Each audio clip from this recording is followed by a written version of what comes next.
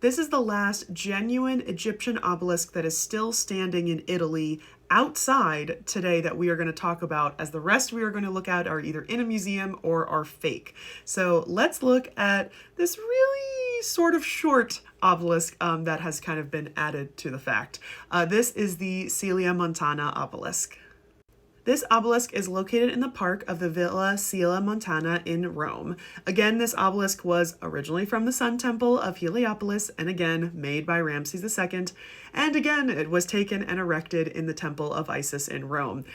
This pair that goes with this obelisk is the Machuto obelisk, which we talked about a couple episodes ago.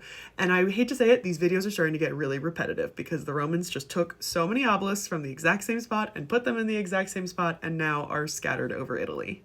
In the 14th century, this obelisk stood at the east of Santa Maria in Aracoli on the Capitoline Hill in Rome. It was then moved by the Duke Cicero Mattei to his villa in Rome sometime in the later 16th century.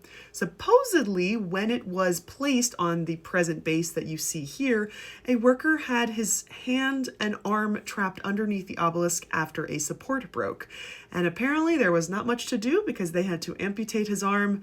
And supposedly there is still an arm and a hand in between this section. I don't know how much of this story is actually true, but it is a wild story to attach to this obelisk. Now, besides that, there is not much known about this obelisk itself. The top portion, again, was from Ramses II in Heliopolis, and the lower portion is made up of several obelisks that have an unknown origin. Now, we are going to check up on many more obelisks, but we are reaching the territory where we are coming to some of the faker Egyptian obelisks that were made by the Romans in Italy.